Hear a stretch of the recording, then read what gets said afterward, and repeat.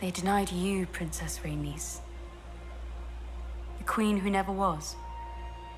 But they bent the knee to me and called me heir to the throne. Men would sooner put the realm to the torch than see a woman ascend the Iron Throne. In House of the Dragon, it is easy to root against Alicent. We have Rhaenyra, who was named heir by King Viserys. By right and by oath, it is Rhaenyra who should ascend the throne.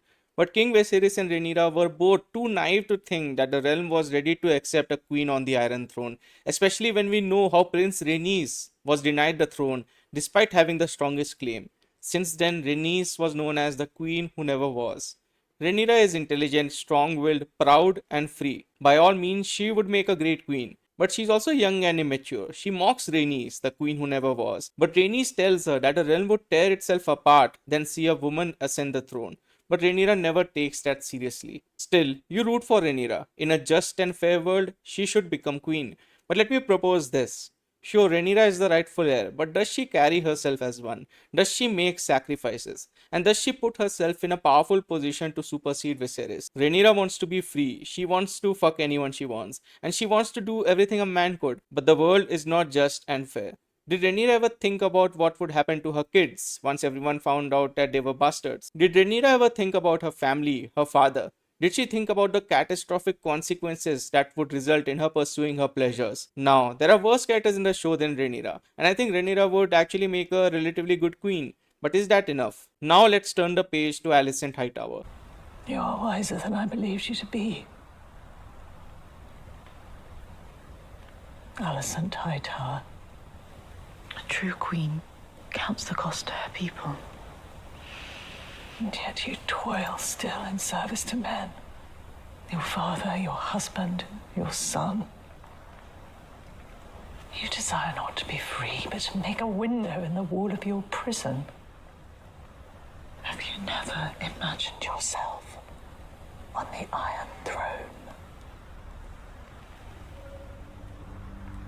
Everything about Alicent can be summed up in two words: duty and sacrifice. I know I'm painting her as a saint, she's anything but one. But every fucked up thing Alicent does is to protect someone, whether it's her children or the realm.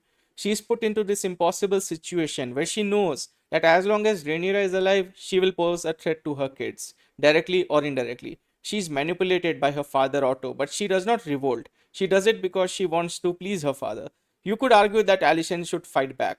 But doing this strengthened the position of her house, and strategic marriages and pacts were always a part of the Game of Thrones universe. Alicent produced male heirs, something Viserys always dreamt about. She forsakes and sacrifices everything, including her body. Still, for some reason, Alicent is a well-hated character, while Rhaenyra, despite being irresponsible and reckless, is more beloved. I'm not surprised because we always want to root for the rightful heir. You could argue that Rhaenyra raised her kids much better than Alicent, but Rhaenyra was also extremely reckless in thinking that producing bastards would not have consequences. Her kids have been bullied and laughed at since the moment they were born, and you have to put that on Rhaenyra, especially when you compare her to Alicent, who sacrificed everything to be queen. So who do I root for? The dynamics of the show is too complex when you consider House Black versus House Green. But if it were just between Rhaenyra and Alicent, I think Alicent was the more mature one, the more realistic one, and most importantly, the less naive one. I know it's a hot take, but for me, for the sake of this video, I choose Alicent over Rhaenyra.